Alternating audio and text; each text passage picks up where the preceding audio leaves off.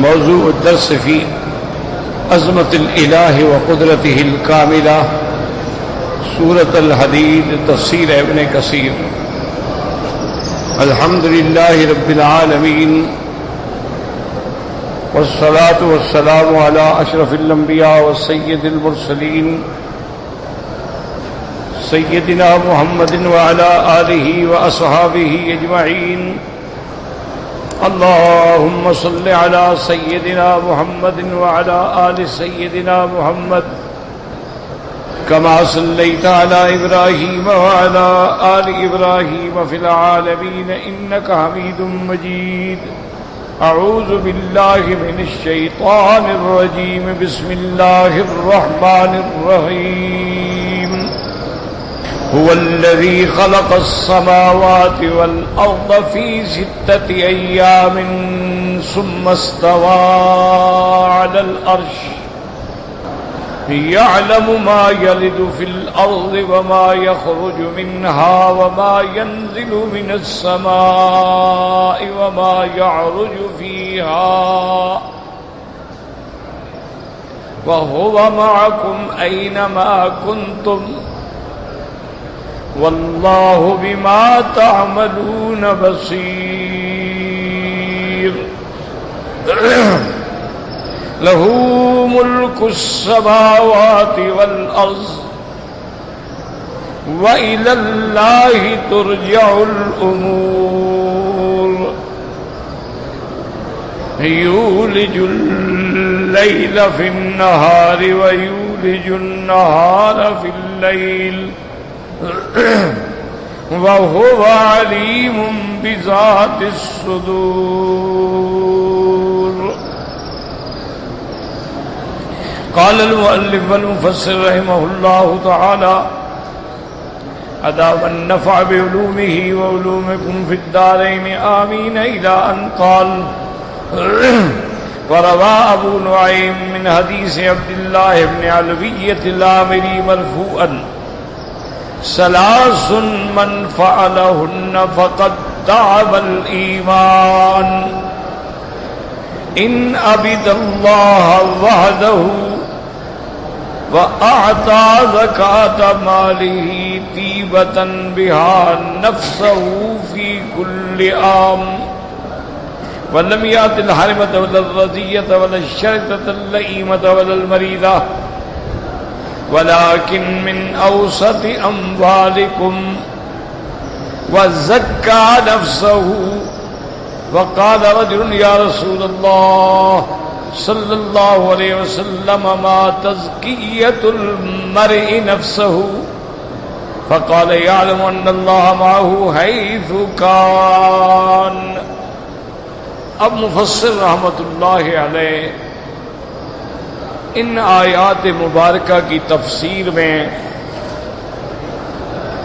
دلائل ذکر کر رہے ہیں احادیث مبارکہ سے، آثار صحابہ سے، اقوال علماء سے.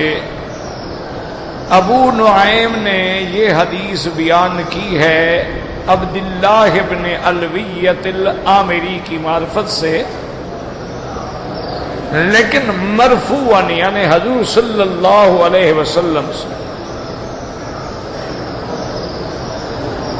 کیونکہ جہاں بھی لفظ آتا ہے نا مرفوع تو معنی ہوتا ہے حضور صلی اللہ علیہ وسلم تک یہ بات پہنچی اور حضور نے فرمایا. اگر لفظ آئے موقوفاً تو معنی ہوتا ہے صحابی خود کہہ رہے ہیں، آگے حضور صلی اللہ علیہ وسلم کا فرمان نقل نہیں کر رہے بلکہ صحابی نے خود اپنی طرف سے یہ بات فرمائی. اور بعض اوقات یہ ہوتا ہے کہ موقوفاً فی حکم المرفوع، کہ صحابی روایت تو موقوفاً کر رہا ہے لیکن وہ روایت بتا رہی ہے کہ ایسی بات صحابی خود نہیں کہتا، لازماً حضور سے سننی ہوگی، تو لہذا اس کو کہتے ہیں موقوف فی حکم المرفوع. تو جب یہ مصطلحات آتے ہیں تو ان کو سمجھنے کی کوشش کی جائے تاکہ پھر صحیح آدمی کو پتہ لگ سکتا ہے کہ ہم نے جو بات پڑھی ہے یہ حدیث مبارک ہے، یہ قول ہے، صحابی کا قول ہے، تابعی کا قول ہے، تبع تابعی کا قول ہے، موقوف ہے، یہ مرفوع ہے، یا اس میں ارسال ہے، یا اس میں تدلیس ہے، یا اس میں انقطاع ہے. تو جب ان چیزوں کا پتہ نہ ہو تو پھر نہ قرآن سمجھ آتا ہے نہ حدیث سمجھ آتا ہے. ہمیشہ ایک اصول ہے. دیکھو نا جی، ہر چیز کی یہ کہہ دیتے ہیں جی مولویوں نے ایسی باتیں بنا رہے کہ میرا بھائی دیکھو انجینئرنگ ہے، اس کے بھی تو کوئی اصول ہے کہ نہیں؟ محض آدمی کتاب پڑھ کے تو انجینئر نہیں بن جائے گا نا. اسی طرح آپ میڈیکل پڑھتے ہیں ماشاءاللہ 5 سال 6 سال، اس کے بعد بھی آپ کو ڈگری بھی مل گئی، آپ نے پاس بھی کر، لیکن جی ہاؤس جاب کرو. کیوں؟ اسی طرح اگر آپ نے مثلاً انگریزی پہ آپ کو بالکل مکمل عبور ہے اور ہر دوا پہ لکھا ہوتا ہے کہ یہ اینٹی بائیوٹک ہے، یہ پین کلر ہے، اور یہ معدے کی گیسز کی خرابی کے لیے، تو اگر ہم انگریزی پڑھ کے دوائیں دینے شروع کر دیں تو انشاءاللہ پھر مرنے والوں کی کمی نہیں ہوگی. کیونکہ اب ہر آدمی جانتا ہے جی پیناڈول کھا لو، پیناڈول کھا لو، لیکن یہ تو ڈاکٹر جانتا ہے نا کس وقت پیناڈول دینا بھی نقصان دہ ہے. پیٹ میں خرابی ہوگی نے کہا جی باسکو پان لینے، لیکن یہ تو ڈاکٹر جانتا ہے نا کن حالات میں باسکو پان کا دینا مضر ہے. تو اگر ہر چیز میں اصطلاحات ہیں تو اللہ کا کلام اور حضور کا کلام نعوذ باللہ ایسی چیز ہے کہ ہر آدمی بس انگریزی اور اردو ترجمہ دیکھ کے سمجھ لے. کتنی بڑی جہالت کی بات ہے. اس کے بھی مصطلحات ہیں، اس کے بھی احکام ہیں، اس کے اندر بھی علماء نے باقاعدہ کتابیں لکھی ہیں، جیسے الاتقان ہے، البرہان ہے، فی احکام القرآن ہے، علوم القرآن ہے، عرض القرآن ہے، اعجاز القرآن ہے، اسرار التکرار فی القرآن ہے، بصائر ذوی البصائر والتمییز ہے. کوئی ایک بات تھوڑی ہوتی کہ جو چاہے اور جی ماشاءاللہ میں نے تفسیر ابن کثیر کا اردو ترجمہ پڑھا ہے. پوچھ لو بھی ابن کثیر کا نام کیا ہے، انشاءاللہ نہیں آئے گا. ابن کثیر کا ترجمہ اس نے پڑھا ہے. آ جاتے ہیں جی حضرت میں نے بخاری شریف میں حدیث پڑھی ہے. میں نے کہا بخاری شریف کتاب کا نام بھی مجھے بتا دو، لکھنے والے کا نام بھی بتا دو تو میں تمہاری بات مان لیتا ہوں. بخاری شریف، وہ بخاری شریف کتاب کا نام تھوڑا ہے خدا کے بندو. تو اس کتاب کا نام بھی نہیں آتا، کتاب کے لکھنے والے کا نام بھی نہیں آتا. اچھا پھر ہر لکھنے والے کے شرائط ہیں. امام بخاری رحمت اللہ علیہ کے حدیث لینے کے الگ شرائط ہیں، امام مسلم رحمت اللہ علیہ کے شرائط الگ ہیں، اصحاب سنن کے شرائط الگ ہیں. اسی طرح بعض اوقات ایک راوی کو امام ترمذی فرما دیتے ہیں کہ یہ راوی ثقہ ہے، لیکن یحییٰ ابن معین کہتے ہیں یہ کذاب ہے. تو اب فیصلہ کیسے کریں گے آپ؟ اس کے لیے بڑی میرے عزیز علماء نے باتیں نہیں بنائی ہیں، لیکن یہ اصول ہیں، بنیادیں ہیں. اچھا صحابہ کو ضرورت کیوں نہیں ہوئی کہ پڑھانے والا محمد مصطفیٰ ہے صلی اللہ علیہ وسلم کے ذرا الجھن ہوئی، حضور کو عرض کیا، حضور نے حل کر دیا. ذرا مسئلہ پیش آیا، حضور نے خود نمونہ بنا کے دکھا دیا، بات ختم ہو. یہ مشکلات اس وقت آئی ہیں جب ہم سرکار دو عالم کے زمانے سے دور چلے گئے. خیر القرون کا دور ختم ہو گیا. 250 سال کے بعد تدوین احادیث کا کام ہوا. اس کے بعد پھر اسماء الرجال پہ کام ہوا. تو میرے عزیز یہ مولویوں نے نہیں بنائی ہیں باتیں، یہ اصول ہیں، ہر چیز کے سمجھنے کے لیے قواعد ہیں۔ مثلا امام ترمذی رحمۃ اللہ علیہ کی ایک عادت ہے کہ وہ جب باب ختم کریں گے تو کہیں گے عند بعض اہل العلم، اچھا کہیں وہ کہہ دیتے ہیں عند اکثر اہل العلم، کہیں وہ کہہ دیتے ہیں عند اہل العلم، اور کہیں خاموش رہ جاتے ہیں۔ تو اب جو آدمی امام ترمذی کی ان عادات کو نہیں سمجھتا ہے وہ ترمذی کیا سمجھے گا؟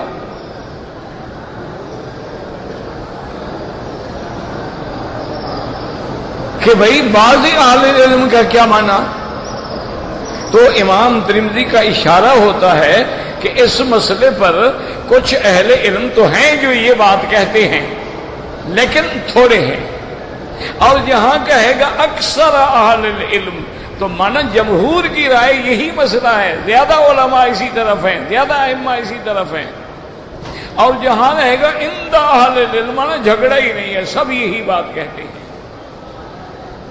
تو ہر آدمی کی مصطلحات ہوتی ہیں، جب تک آپ مصطلحات کو نہیں سمجھیں گے کہ بھئی ملی گرام میں اور میکرو گرام میں اور کلو گرام میں کیا فرق ہے، تو پھر انشاءاللہ آپ کسی کو کہہ دیں کہ یہ دوائی جناب 1 کلو گرام کھا لو، دوسرے کو کہہ دو کہ یہ دوائی 1 کلومیٹر کھا لو، پھر کام انشاءاللہ جلدی ہو جائے گا۔ وہ ہمارے مسجد کے سامنے ایک ہوتے تھے، بڑے بزرگ تھے، 2 بھائی تھے، دونوں عالم تھے، اللہ ان کی قبر پہ رحمت فرمائے۔ ایک بھائی ان میں حکمت کرتے تھے، عالم تھے دونوں، مسجد کے بالکل سامنے ان کا درمیان میں سڑک تھی، دکان تھا۔ تو ایک دن ایک آدمی دوائی لینے کے لیے آیا تو اس کو پتہ نہیں کیا سوچی، اس نے کہا حکیم صاحب آپ کو کتنا عرصہ ہو گیا حکمت کا تجربہ کے؟ فرمایا بھئی یہ قبرستان نہیں دیکھ رہے ہو، تمہیں ابھی اندازہ نہیں ہوا؟ میرا تجربہ تو یہ سامنے ہے نا، یہ قبرستان دیکھ لو نا۔ تو اسی لیے لوگوں نے مثال بنا دی کہ بھئی نیم حکیم خطرہ جان اور نیم ملا خطرہ ایمان۔ اور آج ہمارا ہر آدمی ماشاءاللہ میں جانتا ہوں جی، اور میں نے پڑھا ہے جی، اور جی میں نے مسائل پڑھے ہیں حج کے، میں نے فلاں کتاب پڑھی ہے، اس کو یہ بھی پتہ نہیں کہ مناسک کا کیا معنی ہے، پڑھا مٹی ہے تم نے۔ مناسک حج کیا معنی مناسک؟ ربنا ارنا مناسکنا، مناسکنا کیا معنی؟ مشعر الحرام، مشعر الحرام کا کیا معنی؟ منا یا منا کیا معنی؟ مزدلفہ کیا معنی؟ ذل حلیفہ کیا معنی؟ وادی محصر کیا معنی؟ جب یہ معنی نہیں آتا مسئلہ کہاں سے آئے گا؟ اس کو یہ بھی پتہ نہیں اضطباء کس کو کہتے ہیں، اس کو یہ بھی پتہ نہیں استلام کس کو کہتے ہیں، اس کو یہ بھی پتہ نہیں تقبیل کس کو کہتے ہیں، اس کو یہ بھی پتہ نہیں تسبیح تحمید تحلیل کس کو کہتے ہیں۔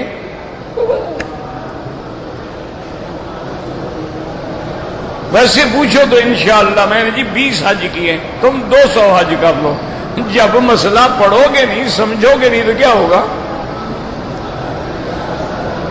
یعنی آپ یقین کریں میرے استاذ تھے، فوت ہو گئے، اللہ ان پہ کروڑوں رحمتیں فرمائے، بہت بڑے عالم تھے ماشاءاللہ، اللہ نے اتنا علم دیا تھا نا، مشکل سے مشکل مسئلہ ایسے چٹکیوں میں حل کر دیتے تھے، اور سادگی کا یہ عالم تھا کہ جہاں طالب نے کہا بیٹھ گئے، مٹی ہے تو بیٹھ گئے، سڑک ہے تو بیٹھ گئے، پڑھا رہے۔ میرے ساتھ یہاں حرم میں بیٹھے تھے، حج پہ آئے تھے، اور بھائی اس کو تو ٹھیک کرو، کیا عذاب بنا دیا۔ روز ایک نیا مہندس آ جاتا ہے نا جی، کیا کریں، ایک نیا آج وہ آیا، وہ گیا اپنا جان چھوڑا کے، اور ڈپٹی کرنی ہے، رکھ دیا گیا. لا حول ولا قوت. اس کو خود ہی پتہ نہیں کیا ہو رہا ہے.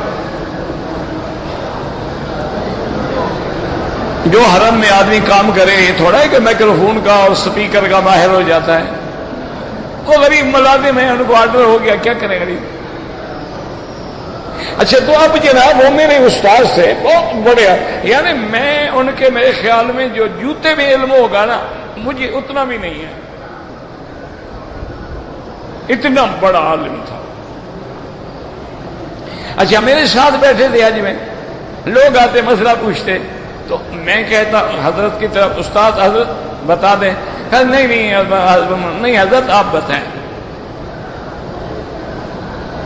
جب میں نے دو چار تو میں نے کہا اس کا علاج یہی ہے کہ میں یہاں سے اٹھ جاؤں. اب یہ استاد کی توہین ہے، استاد بیٹھے ہیں مسئلہ میں کیا بتاؤں گا.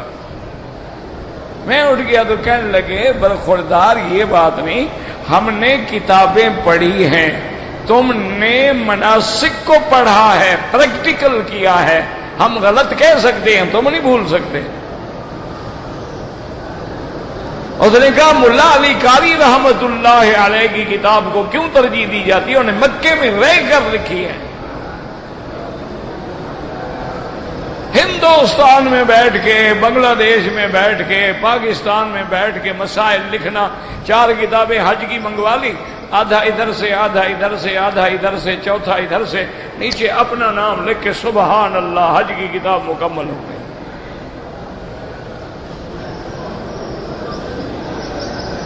علم وہ ہوتا ہے کہ اس مسئلے میں تم مجھے یہ بتاؤ کہ بھئی ملا علی قاری نے تو یہ لکھا ہے، حضرت گنگوہی نے اس مسئلے پہ یہ لکھا ہے، حضرت تھانوی رحمت اللہ علیہ نے یہ لکھا ہے، مولانا سعید صاحب معلم الحجاج والے نے یہ لکھا ہے، ناسک فی المناسک والے نے یہ لکھا ہے، علماء عرب نے یہ لکھا ہے، علماء ازہر نے یہ لکھا ہے. لیکن تم نے کیا سمجھا ہے؟ تم اپنی بھی تو کوئی بات بتاؤ نا، پھر میں کہوں کہ تم نے کتاب لکھی ہے.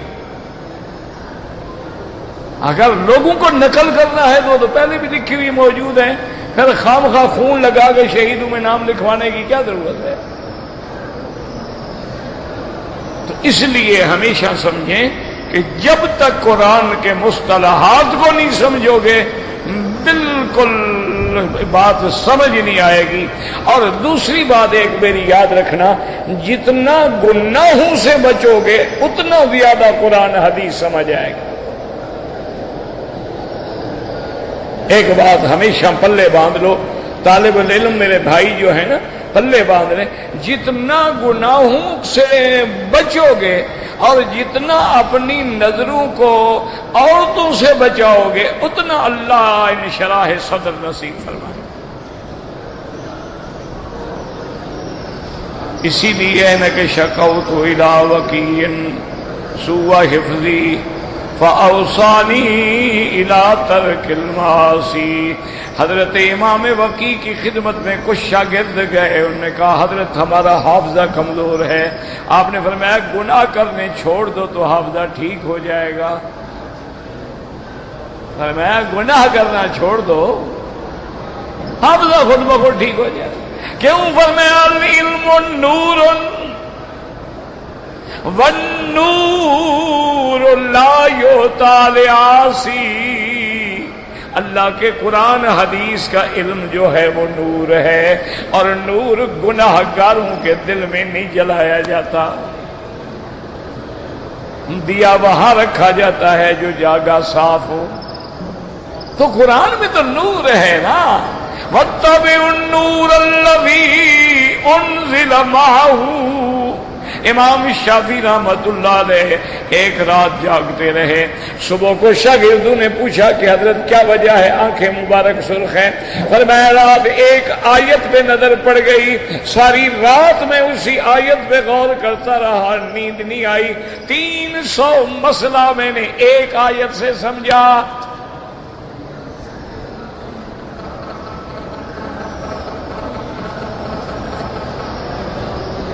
300 مسئلہ جو ہے ایک آیت سے استنباط کیا. ایسے تو نہیں. پھر کیا ہے وجہ کیا ہے کہ اللہ نے ان کو رزق حلال دیا تھا اور صدق مقال دیا تھا. امام احمد ابن حنبل رحمت اللہ علیہ امام شافعی کے گھر میں مہمان ہوئے. امام شافعی کے شاگرد ہیں. مہمان ہوئے تو امام صاحب نے اہتمام کیا. امام شافعی جانتے تھے کہ امام احمد بن حنبل کون ہے. تو ماشاءاللہ گھر والوں نے بڑے کھانے بنائے اور ماشاءاللہ حضرت امام صاحب جو بیٹھے نا سارا کھانا کھا گئے.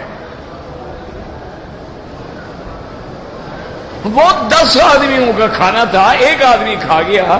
برتن جب گھر گئے تو گھر والوں نے امام شافعی سے کہا آپ کہتے تھے کہ میرا مہمان جو ہے وہ امام وقت ہے, اتنا بڑا فقیہ ہے, وہ تو کوئی اکال ہے, وہ تو کوئی پیٹو ہے کھانے والا ہے, 10 بندوں کا کھانا کھا گیا.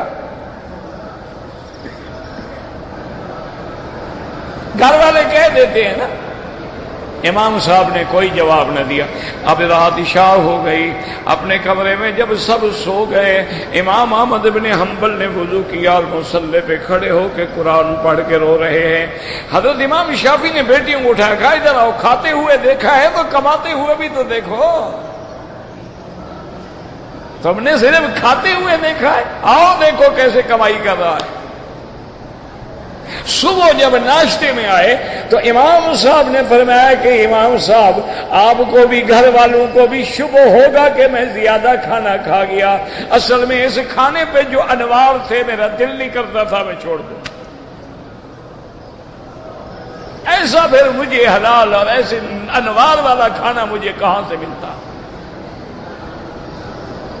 اتنا بزرگوں نے تجربہ کیا ہے کہ بے نماز عورت کے ہاتھ کا پکا ہوا کھانا کھا لو, انشاءاللہ قرآن کے آدھے مسئلے بھول جائیں گے. اب فرما لو جی کتنے باوضو عورتوں کے کھانے کھاتے ہو؟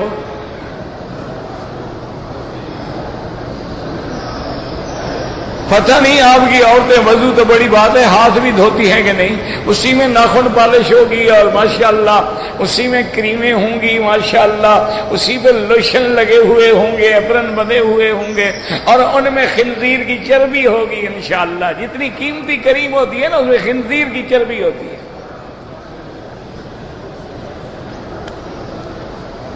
جتنی دنیا میں مہنگی کریمیں ہیں ان میں خنزیر کی چربی ہے.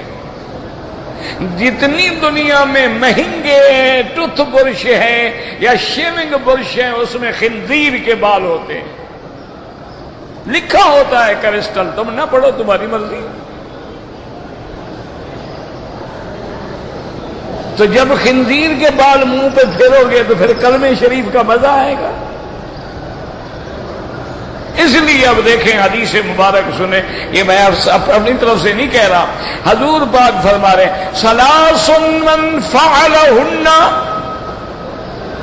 فقد طعم الایمان. یہ 3 کام ہیں جو کرے گا اس کو ایمان کا لذت معلوم ہوگی. تمہیں لذت معلوم ہوئی ہے کبھی؟ ایمان کی لذت بھی کبھی تمہیں معلوم ہو؟ لذت ہوتی ہے میٹھا کھاؤ میٹھی لذت, پھیکا کھاؤ پھیکا, نمکین کھاؤ نمکین. ایمان کی لذت کیسے محسوس ہوگی؟ یہاں تعمل ایمان ہے. اور دوسری جگہ ہے فقد وجد حلاوت الایمان. حضور نے فرمایا اس کو ایمان کی مٹھاس کا اندازہ ہوگا. تمہیں بھی کبھی ایمان کی مٹھاس لگی ہے؟ بس اللہ اکبر اللہ اکبر اللہ اکبر اللہ اکبر, السلام علیکم, عمرہ کریں جی ماشاءاللہ. اور جی میں نے 100 آدمیوں کو دھکے دے کے بوسہ دیا ہے. اچھا وہاں غلاف کعبہ لپٹا ہوا ہے, اس پہ کلمہ لکھا, اس پہ پاؤں رکھ کے کھڑے ہوتے ہیں. یعنی بوسہ دینے کا شوق ہے اور کلمہ مبارک پہ پاؤں رکھا ہوا ہے, لٹکے ہوئے ہیں اوپر غلاف پکڑ کے.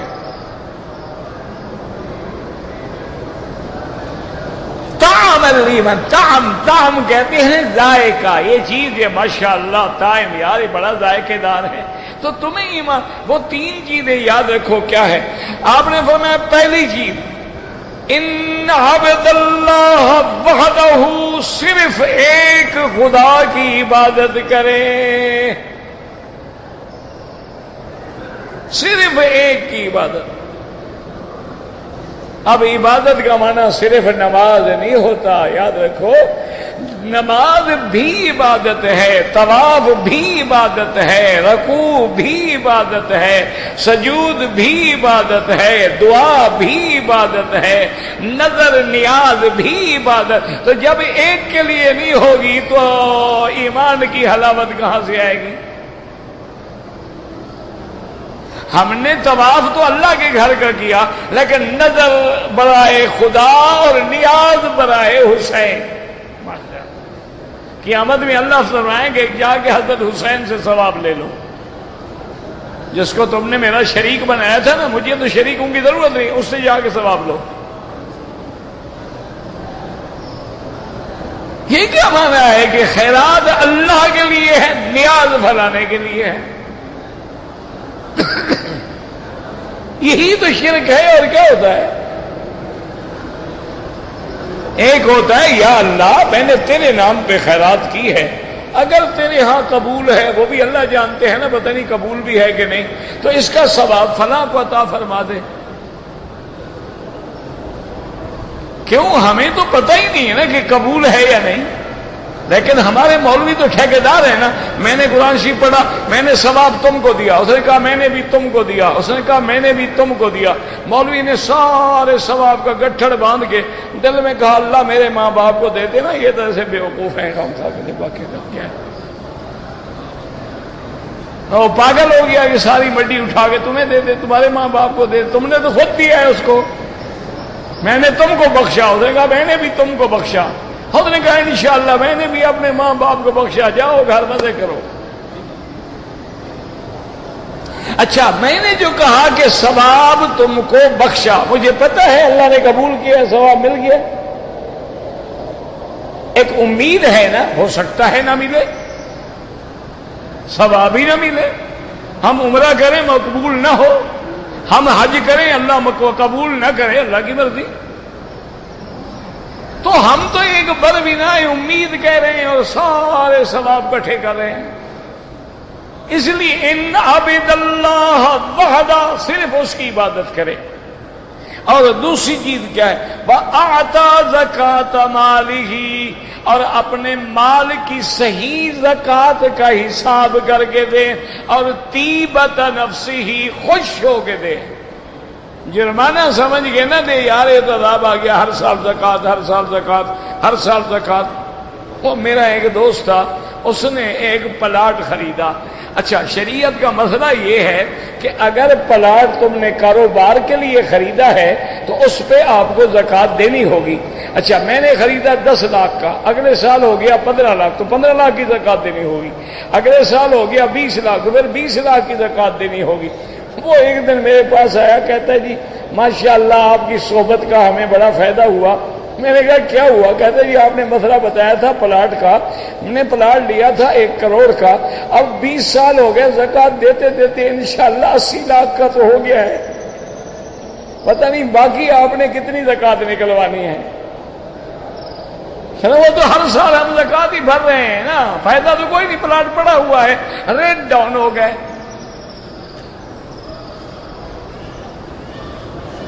میں نے کہا تم زکوٰۃ دیتے رہو اور اللہ پہ یقین رکھو. اللہ فرماتے ہیں کہ یمحق اللہ الربا ویربی الصدقات، میں ربا کو مٹاتا ہوں، صدقات کو بڑھاتا ہوں. میں نے کہا تم زکوٰۃ دیتے رہو، غم نہ کرو. اچھا دوسرے سال حج پہ آیا، میں نے کہا بھی کیا ہوا؟ کہتا ہے جی ماشاءاللہ ماشاءاللہ میرے پلاٹ کے ساتھ ایک بڑے آدمی نے پلاٹ لیا ہوا تھا، وہ پلادہ کھڑا کرنا چاہتا تھا، اس کو میرے پلاٹ کی ضرورت ہوگی، اس نے مجھے 3 کروڑ دے دیا، میری تو سارا کٹھی زکوٰۃ وصول ہو گئی. تو میں نے کہا دیکھو پھر اللہ نے زکات والی چیز میں برکت ڈال دی ہے کہ نہیں ڈالی ہے؟ تو اس لیے اللہ فرماتے، حضور نے فرمایا اعطا زکات مالہ طیبۃ نفسہ، دل سے خوش ہو کے دے، خوش ہو کے دے، یہ اللہ کا حصہ ہے، میں نے دینا ہے۔ اور ساتھ حضور نے فرما دیا کہ ایسی بکری نہ دے جو بوڑھی چل نہ سکے، بالکل بیکار ہو، چندھی ہو، بری ہو، بیمار ہو، چلنے کے قابل نہ ہو، وہی زکات میں دے رہا ہے۔ جیسے ہمارے حاجی قربانی ڈھونڈتے ہیں ماشاءاللہ، ڈھونڈ ڈھونڈ کے کرتے ہیں، ریٹ 400 کا ہوئے کہتے نہیں وہ 200 والی کرنی، اب 200 والی تو انشاءاللہ پھر مرغی ہی ملے گی، بکری تو نہیں ملتی۔ عمر ہوگی نہیں ہوگی، سوکی موکی چھوٹی، اور یار کسی نے کھانا تو نہیں ہے نا، بس حکم ہے، ہم حکم تعمیل کر رہے ہیں، اور جس حکم کی تعمیل کر رہے ہیں اس نے بیٹا ذبح کیا تھا، تم بیٹے کے بدلے میں کر رہے ہو، تو کچھ سوچو میں کیا کر رہا ہوں۔ اب جناب حضور نے فرمایا، اور تیسری چیز کیا ہے کہ زکات دے تو درمیانے مال سے، نہ بہت اعلیٰ نہ بہت ادنا، وزکا نفسہ، اور اپنے نفس کا تزکیہ کرے۔ تزکیہ بھی کیسے کرے؟ اب صحابہ نے پوچھا کہ یا رسول اللہ صلی اللہ علیہ وسلم ہم اپنے نفس کا تزکیہ کیسے کریں گے؟ کیسے وہ تزکیہ مانے نفس کو پاک کرنا، صفائی کرنا، اندر کی دھلائی کرنا، دل کو پاک کرنا۔ انہوں نے کہا یا رسول اللہ تو یہ ہم کیسے کریں گے؟ ما تزکیۃ المرء نفسہ، کوئی بندہ اپنے نفس کا تزکیہ کیسے کرے گا؟ فرمایا بس یعلم، یہ عقیدہ پکا رکھ لے کہ ان اللہ معہ، کہ ہر جگہ میرا اللہ میرے ساتھ ہے۔ جب اس عقیدے پہ پکا ہو جائے گا تو نفس خود بخود ٹھیک ہو جائے گا۔ کیا مانا؟ دیکھو نا جی کہ اگر یقین ہو کہ میرا اللہ میرے ساتھ ہے تو وہ زنا کرے گا، اگر یقین ہو اللہ میرے ساتھ ہے، ہر چیز اس کے علم میں ہے، حرام کھائے گا؟ تو تزکیہ تو یہی ہے نا۔ کسی نے حضرت گنگوہی رحمت اللہ علیہ سے، بہت بڑے عالم تھے ماشاءاللہ، اپنے دور کے بڑے علماء میں سے تھے، تو کسی آدمی نے پوچھا، اس نے کہا حضرت گنگوہی رحمت اللہ علیہ سے کہ حضرت آپ لوگوں نے بیعت کی ہے حاجی امداد اللہ مہاجر مکی رحمت اللہ علیہ کی، وہ آپ کے پیر ہیں؟ انہوں نے کہا ہاں جی۔ انہوں نے کہا حضرت وہ تو عالم بھی نہیں ہیں، حضرت حاجی امداد اللہ مہاجر مکی رحمت اللہ علیہ عالم نہیں تھے، بہت بڑے عابد تھے، زاہد تھے، لیکن عالم تو نہیں تھے۔ تو حضرت گنگوہی اتنا بڑا عالم نے کہا حضرت آپ نے اتنا بڑے عالم ہو کر ایک ایسی آدمی کی بیعت کی جو خود عالم نہیں ہے؟ انہوں نے فرمایا میرا بھائی یہ دیکھو نا یہ کیا ہے؟ انہوں نے کہا جی یہ تو مٹھائی کی دکان ہے۔ وہی کھڑے تھے نا حضرت، آپ نے فرمایا یہ کیا ہے؟ انہوں نے کہا جی یہ لڈو ہے۔ آپ نے فرمایا یہ کیا ہے؟ انہوں نے کہا جی یہ گلاب جامن ہے۔ آپ نے فرمایا یہ کیا ہے؟ انہوں نے کہا جی یہ جلیبی ہے۔ آپ نے فرمایا یہ کیا ہے؟ انہوں نے کہا جی یہ سوہن حلوہ ہے۔ آپ نے فرمایا یہ کیا ہے؟ انہوں نے کہا جی کھویا ہے۔ آپ نے فرمایا یہ تو علم ہے نا تمہیں؟ ایک ہے علم تو ہمیں تھا لیکن اس کے ذائقے کا پتہ نہیں تھا، وہ حاجی صاحب کے پاس جا کے پتہ لگا ہے۔ انہوں نے کہا علم تو ہوتا ہے کہ جی یہ ریوڑیاں ہیں اور یہ شیرینی ہے اور یہ فلان ہے اور یہ فلان ہے، ان کا ذائقہ جو ہے وہ تو چکھنے سے آئے گا نا۔ اس لیے بزرگ کہتے ہیں نا اللہ ہو کے بڑے مزے، لیکن جو آئے سو چکھ لے، آگے چکھو تو پتہ لگے نا۔ انہوں نے کہا وہ ہم نے حاجی صاحب سے سیکھا ہے، علم تو ہم نے خود حاصل کیا ہے، لیکن ان کا جو مفہوم تھا، جو تزکیہ تھا، جو دلوں کی دھلائی تھی وہ وہاں ہوئی ہے۔ تو بزرگ اسی لیے یاد رکھیں کہ اپنے جو اہل اللہ ہوتے ہیں، جو صحیح معنی میں اولیاء اللہ ہوتے ہیں، جو صحیح معنی میں صوفی ہوتے ہیں، جن کے ایک ہاتھ میں کتاب اللہ ہوتی ہے، ایک میں سنت رسول اللہ ہوتی ہے، تو وہ یاد رکھیں کہ اپنے مریدین کو سب سے پہلے فرائض کے بعد واجبات، واجبات کے بعد سنن، سنن کے بعد مستحبات، اور ان کے ساتھ اجتناب عن المعاصی، اجتناب عن الحرام، اکل حرام، صدق مقال، اکل حلال، اور اس پر پھر ریاضت، اور اس پر پھر الا اللہ، لا الہ الا اللہ محمد الرسول اللہ، افضل الذکر کی ضرب مار کے دلوں کو پاک کرتے۔ اور جب دل صاف ہو جاتے ہیں تو پھر وہ حلاوت آتی ہے۔ اسی لیے ایک مجذوب بزرگ تھے، فوت ہو گئے اللہ عالم، تو وہ ہمیشہ کہتے تھے کہ بیٹا میں جب پڑھتا ہوں نا لا الہ الا اللہ، میرا منہ میٹھا ہو جاتا ہے۔ وہ حلاوت ایمان آ گئی نا، ہمیں تو آتی نہیں نا، ہمیں تو حلاوت ہے نصیب ہی نہیں، ہمارے عمل ہی نہیں۔ تو اس لیے حضور پاک نے فرما دیا، وقال نعیم بن حماد رحمہ اللہ حدثنا عثمان بن سعید بن کثیر بن دینار الحمصی عن محمد بن مہاجر عن عروۃ بن ربیع عن عبد الرحمن بن غنم عن عبادۃ بن الصامت رضی اللہ تعالی عنہ قال قال رسول اللہ صلی اللہ علیہ وسلم افضل الایمان ان تعلم ان اللہ معك حيثما كنت۔ حضور پاک نے محبوب کبریا صلی اللہ علیہ وسلم نے فرمایا افضل ایمان یہ ہے کہ تجھے یقین ہو کہ میں جہاں بھی ہوں میرا اللہ میرے ساتھ ہے۔ وکان الامام احمد رحمہ اللہ تعالی ينشد هذين البيتين اذا ما خلوت الدار يوما فلا تقل خلوت ولكن قل علي رقيب ولا تحسبن الله يغفر ساعة ولا ان ما تخفى علیہ یغیبو۔ حضرت امام احمد رحمت اللہ علیہ ہمیشہ یہ پڑھتے تھے کہ اگر تم کبھی خالی ہو جاؤ، اکیلے ہو جاؤ، اکیلے بیٹھے ہو تو یہ نہ سمجھنا کہ میں اکیلا ہوں، میرے اوپر میرا اللہ رقیب ہے اور دیکھنے والا ہے اور میں اس کی نگرانی میں ہوں۔ اور یہ کبھی گمان نہ کرنا کہ اللہ ہمارے اعمال سے غافل ہے، اور نہ یہ خیال کرنا کہ میں نے اللہ سے چھپا ہوا ہوں، کوئی چیز اللہ سے چھپی ہوئی نہیں ہے۔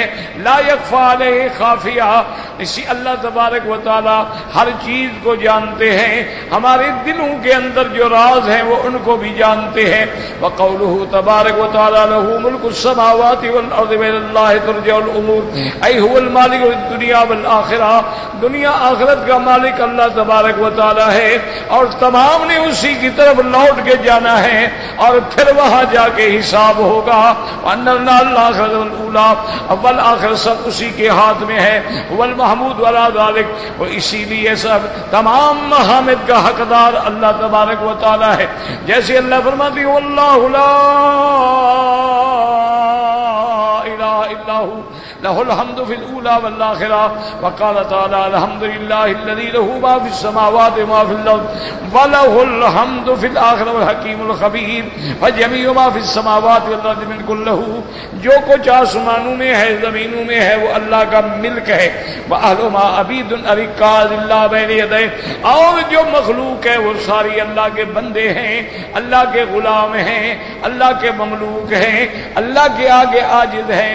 ان کل من فی السماوات والارض الا آتی الرحمن عبدا، کوئی بھی آسمانوں اور زمینوں میں ہے سب بندگی کی حالت میں اللہ کے دربار میں آئیں گے۔ لقد احصاهم وعدهم عدا، اللہ نے محفوظ رکھا ہے، گن لیا ہے سب کو۔ وَكُلُّهُمْ آتِيهِ يَوْمَ الْقِيَامَةِ فَرْدًا، ہر کوئی ان میں سے قیامت والے دن اکیلا آئے گا، نہ باپ چھڑائے گا نہ بیٹا چھڑائے گا۔ المال والبنون، سب کے سب یہاں پڑے رہ جائیں گے۔ وہ ایسا دن ہوگا یوم لا ينفع مال ولا بنون، جس دن نہ مال کام آئے نہ اولادیں کام آئے گی۔ اس لیے فرماتے ہیں وَإِلَى اللَّهِ تُرْجَعُ الْأُمُورُ، أَيْ إِلَيْهِ المرجع یوم القیامہ، ہم سب نے قیامت میں اللہ کی طرف لوٹ کے جانا ہے۔ فَيَحْكُمُ فِي خَلْقِهِ بِمَا يَشَاءُ، اللہ حکم فرمائیں گے، اللہ فیصلہ فرمائیں گے۔ وَهُوَ الْعَادِلُ الَّذِي لَا يَجُورُ وَلَا يَظْلِمُ، اور وہ ایسی عادل ذات ہے جو کسی پہ ظلم نہیں کرتے ہیں ذرے کے برابر۔ بل یکن امر احدہم حسنۃ واحدۃ، اگر ایک نیکی ہے اللہ 10 گنا بڑھا دیتے ہیں۔ ویؤتی من لدنہ اجرا عظیما، وکما قال تعالی ونضع الموازین موفین القسط لیوم القیامہ، قیامت والے دن میزانیں کھڑی ہوں گی عدل کی، فلا تظلم نفس شیئا، کسی پہ ظلم نہیں ہوگا، وَإِنْ كَانَ مِثْقَالَ حَبَّةٍ مِّنْ خَرْدَلٍ أَتَيْنَا بِهَا وَكَفَىٰ بِنَا حَاسِبِينَ، اگر مثقال ذرے کے برابر بھی نیکی ہو یا برائی ہو سب آئے گی اور سب پہ حساب ہوگا۔ اب اللہ فرماتے ہیں یولج اللیل فی النہار ویولج النہار فی اللیل، کیا معنی؟ هو المتصرف فی الخلق، وہ سارے نظام کے چلانے والے ہیں، یقلب اللیل والنہار، وہ دن اور رات کو پھیرنے والے ہیں، وَيُقَدِّرُهُمَا بِحِکْمَتِهِ كَمَا يَشَاءُ، اور اسی کا اندازہ اللہ فرماتے ہیں جب چاہتے ہیں یطول اللیل والنہار، رات لمبی ہو جاتی ہے اور دن چھوٹا ہو جاتا ہے، اور جب چاہتے ہیں دن لمبا ہو جاتا ہے اور رات چھوٹی ہو جاتی ہے، وَتَارَةً يَتْرُكُهُمَا مُعْتَدِلَيْنِ، اور کبھی کبھی دن رات برابر ہو جاتے ہیں، وَتَارَةً يَكُونُ فِي الشِّتَاءِ ثم ربيعا ثم قيدا ثم خريفا، اس کے بعد اللہ پاک نے موسم بنائے ہیں، کبھی شتاء ہوتا ہے، کبھی ربیع کا موسم ہوتا ہے، کبھی خریف کا موسم ہوتا ہے، کبھی بہار کا موسم ہوتا ہے اور کبھی خزاں کا موسم ہوتا ہے، وَكُلُّ ذَلِكَ بِحِکْمَتِهِ وَتَقْدِيرِهِ لِمَا يُرِيدُهُ بِخَلْقِهِ، سب کچھ اللہ کی حکمت سے ہے، اللہ تبارک و تعالی اپنی مخلوق کے لیے جو چاہتی ہیں، جو ارادہ فرماتی ہیں، وَهُوَ عَلِيمٌ بذات الصدور، اے یعلم السر سرائر وان دکت وان خفیت، جتنے باریک سے باریک تیرے دل کے اندر راز ہیں وہ سب کے جاننے والا ہے، واللہ اعلم۔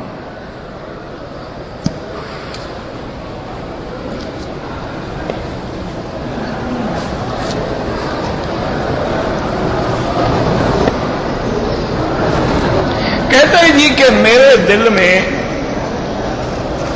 برے برے خیالات آتے ہیں، اور کبھی کبھی تو اللہ معاف کرے کفریہ خیالات بھی آتے ہیں، میں ڈرتا ہوں کہ کبھی اس حالت میں مر گیا تو گویا میں کفر پہ مر گیا۔ یہ تمہارا ڈرنا جو ہے میرے عزیز بالکل غلط ہے، یہ دل میں خیالات کا آنا اور برے برے خیالات کا آنا یہ ہمارے ایمان کی دلیل ہے۔ ایک یہودی نے سیدنا ابی بکر رضی اللہ تعالی عنہ سے پوچھا، اس نے کہا کہ ابو بکر صدیق یہ کیا بات ہے، ہم یہودی بھی تو عبادت کرتے ہیں نا اپنے خدا کی، لیکن ہمارے دل میں تو کبھی برے خیالات نہیں آتے، اور تمہارے مسلمان جو ہیں وہ نماز بھی پڑھ رہے ہیں تو گندے گندے خیالات آ رہے ہیں، تو اس کی کیا وجہ ہے؟ تو حضرت ابو بکر صدیق نے فرمایا، آپ نے فرمایا یہودی مجھے ایک بات بتاؤ میں تمہیں جواب دیتا ہوں، اگر ایک مکان میں 2 کمرے ہیں، ایک کمرے میں سونا ہے، چاندی ہے، ڈالر ہے، کرنسی ہے، یورو ہے، دوسرا کمرہ خالی ہے، تو ڈاکو کہاں داخل ہونے کی کوشش کرے گا؟ اس نے کہا جی جہاں سونا چاندی ہے خالی کمرے میں جخ مارے گا۔ تو اس نے کہا تمہارے دل جب ایمان سے خالی ہیں، شیطان کو جخ مارنے کی کیا ضرورت ہے؟ تو جن کے دل میں ایمان کی دولت ہوگی وہاں ہی تو شیطان گھسنے کی کوشش کرتا ہے کہ تمہیں بھٹکائے کسی طرح۔ یہ تو علامت ایمان ہے، اس میں تو خوش ہونا چاہیے، ایک پریشانی کی بات تو ہے ہی نہیں۔ ایک آدمی نے حضرت علی رضی اللہ تعالیٰ عنہ سے کہا کہ حضرت میرے دل میں تو نماز پڑھتے ہوئے بھی برے خیال آتے ہیں۔ آپ نے فرمایا اچھا تم اتنے اونچے درجے کو پہنچ گئے ہو؟ تو یہ تو درجے کی بات ہے، تم کیوں ڈر رہے ہو بھائی؟ اچھا پھر دل کے خیالات پہ تو کوئی مواخذہ ہے ہی نہیں، اللہ پکڑتے ہی نہیں، دل میں جو خیالات آتے ہیں وہ تو معاف ہیں۔ اچھا تمہارے دل میں خیال آ جائے کہ میں نے بیوی کو طلاق دینی ہے، ہو جائے گی؟ تو جب دل میں آنے سے یہ کچھ نہیں ہوتا تو وہاں کیوں ڈر رہے ہو؟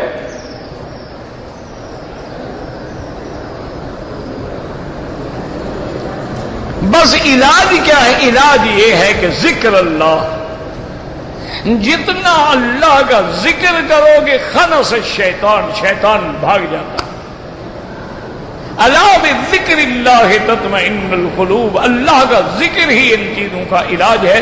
اور فکر نہ کرو، ذکر کرتے رہو کرتے رہو کرتے رہو، ایک دن خود بخود وہ خالص ہو جاتا ہے.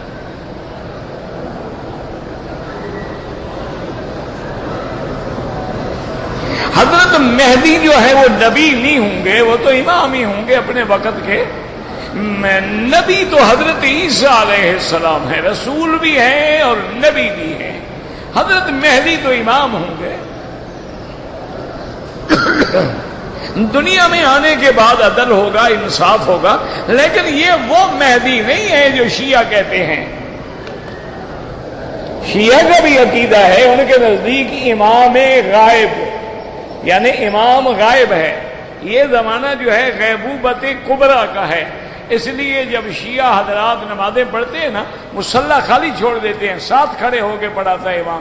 کیوں؟ وہ مصلی تو امام کا ہے اور امام غائب ہے. اچھا ابھی وہ ہے کہاں؟ وہ کہتے ہیں جی وہ غار میں ہے. اچھا وہ مہدی ہے کون؟ وہ کہتے ہیں حسن عسکری کی اولاد میں سے ہے. حسن عسکری فرماتے ہیں میری اولاد کوئی نہیں، پتہ نہیں انہوں نے کہاں سے بنا لی ہے. اچھا پھر وہ اچھا مہدی ہے، غار میں چھپا ہوا بیٹھا ہے، ہم اچھی طرح برباد ہو جائیں بعد میں آئے گا. یہ تو ہیں جھوٹے خیالات. ویسے مہدی آئے گا اور وہ مابین الرکنین حرمین کے اندر اپنے وقت پہ آئیں گے اور اپنی امامت کا اعلان فرمائیں گے، اور ان کے آنے کے بعد اللہ اسلام کو غلبہ دیں گے، اور وہ اس وقت تک رہیں گے کہ حضرت عیسیٰ آسمان سے اتریں گے.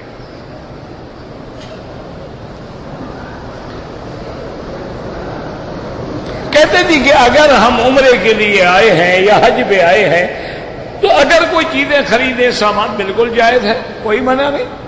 یعنی نیت تمہاری حج ہو، نیت تمہاری عمرہ ہو، اس کے بعد پیسے بچ گئے، کوئی چیز خرید لی بچوں کے لیے، گھر کے لیے، کوئی بات. اچھا تجارت کے لیے بھی خریدیں، کوئی اللہ نے قرآن میں لکھا ہے نا لیس علیکم جناح ان تبتغوا فضلا من ربکم فاذا افضتم من عرفات فاذکروا اللہ عند المشعر الحرام، کہ تم پہ کوئی گناہ نہیں اگر تجارت کرو.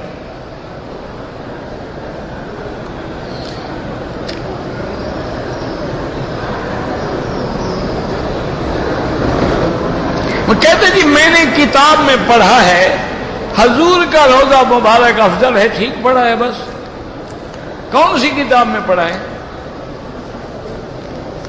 اس کتاب کا نام بھی تو لکھ دیتے. یہ قول جو ہے نا تمام ائمہ نے اس کو ضعیف کہا ہے. ابن رجب حنبلی کا قول ہے ضعیف ہے.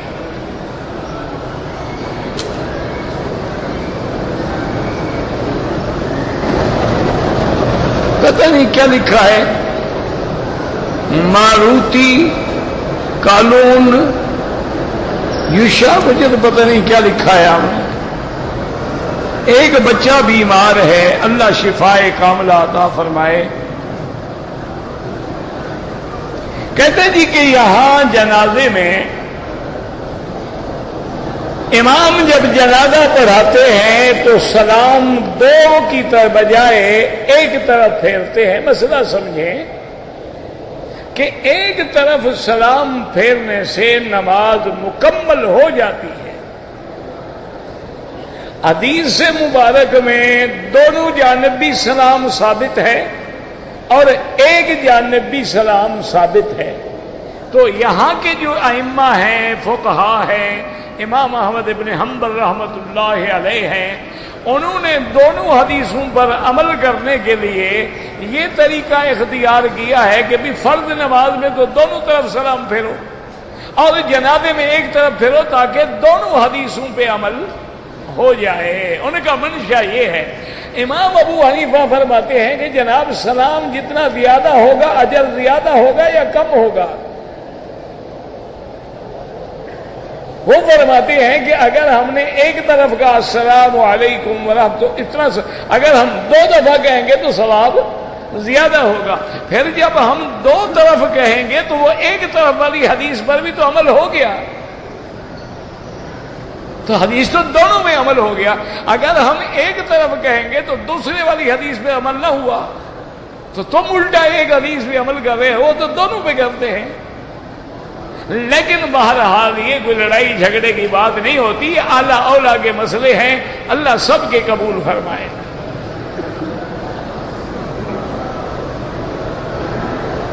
ایک آدمی نے صفا مروہ دوڑا، عمرہ کیا، کپڑے پہن لیے، 3-4 گھنٹے کے بعد بال منڈوائے. بہرحال بہتر ہے کہ 2-4 ریال خیرات کر دے.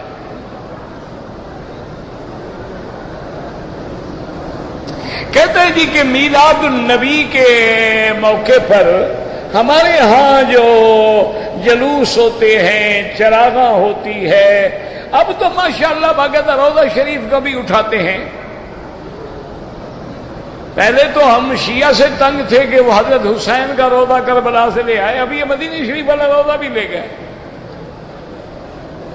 اچھا بعد ماشاءاللہ لوگ ہمت کرتے ہیں کعبہ شریف بھی ماڈل بنا کے کھڑا کر دیا ہے، کعبہ بھی اپنا، روضہ بھی اپنا. ماشاءاللہ حضرت یہ ساری بدعات ہیں، اس کا دین سے، اسلام سے کوئی تعلق نہیں. یہ محض ایک رواج ہے اور ڈرامہ ہے لوگوں کے اندر اپنے آپ کو مقبول بنانے کے لیے. اگر میلاد اسلام میں ہوتا تو اس کا حکم محمد مصطفیٰ دیتا. اگر میلاد علامت محبت ہوتا تو حضرت ابو بکر، عمر، عثمان، علی، حسن، حسین عید میلاد بناتے. یہ کیا بات ہے؟ لوگوں کے بچے بھوکے مر رہے ہیں، لوگ گردے بیچ رہے ہیں، لڑکیاں بیچ رہے ہیں، لڑکے بیچ رہے ہیں. اتنی تم جو لائٹنگ کرتے ہو، یہ پیسے غریبوں کو جا کے دے دو تو زیادہ ثواب ہے. لیکن پھر شو بازی نہیں ہوگی نا.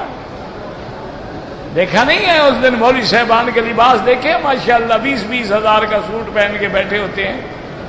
عشق ہے نا حضور سے. انا للہ و انا الیہ راجعون. اور کیا کہہ سکتے ہیں؟ امام مہدی آئے گا اور کیا عقیدہ رکھیں بس.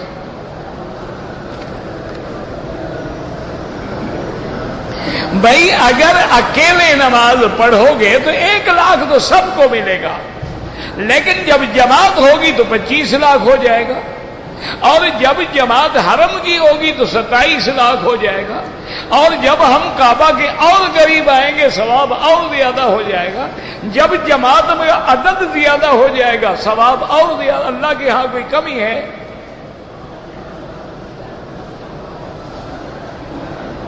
کہتے جی کہ عورت اگر حیض میں ہو حرم میں آ سکتی ہے. بھئی یہ تو کامن سینس ہے. تمہارے ملک میں اگر عورت حیض میں ہو تو مسجد آ سکتی ہے، وہاں نہیں آ سکتی، یہاں حلال ہے، عقل ہے. یعنی تمہارے ملک کی مسجد میں نہیں آ سکتی تو خدا کے گھر میں کیسے داخل ہو سکتی ہے؟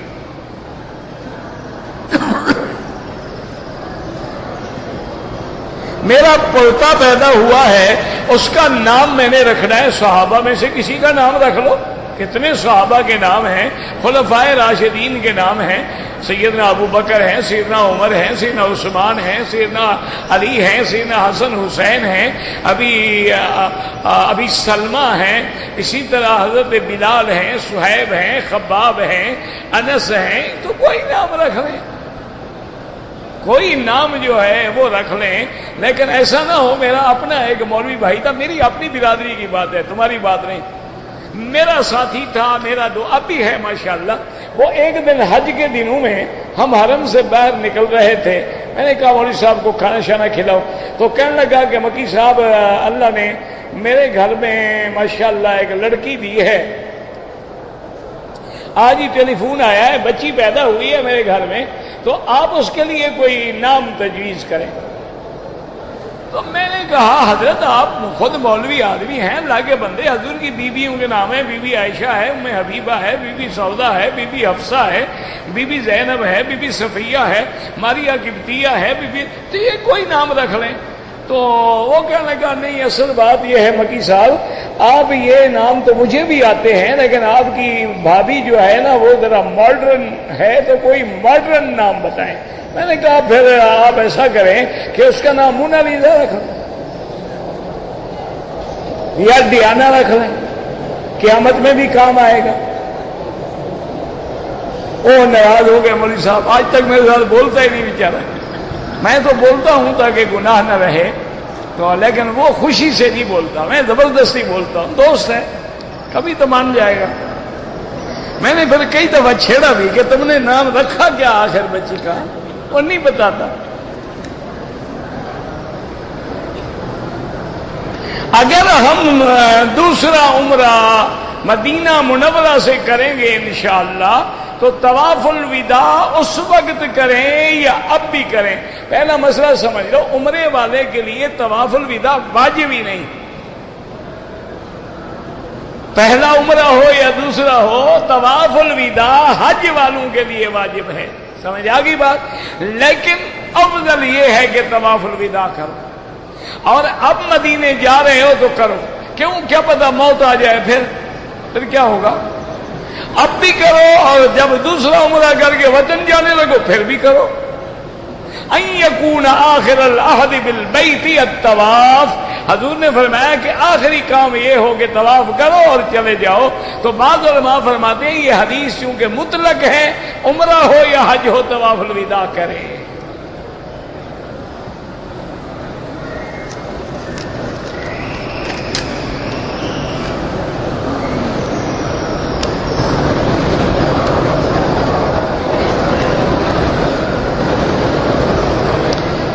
کہتا ہے جی کہ میں نے زمین بدلا ہے، اس میں قبرستان ہے، پر مجھے سمجھ نہیں آئے، قسم اٹھاؤ، اگر سچی ہو تو قسم اٹھا سکتے ہو، جھوٹی نہ اٹھاؤ۔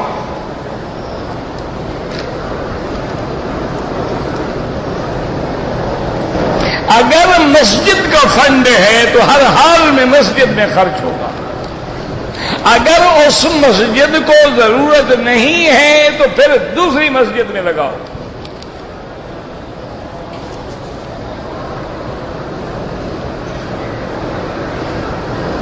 میری بیوی شادی کے 2 دن بعد سے بیمار ہے، تو پتہ نہیں اس پہ کوئی اثر تو نہیں، مجھے کیا پتا بھی اثر ہے کہ نہیں، تمہیں پتہ نہیں لگا آج تک، تو مجھے کیسے پتہ لگے گا؟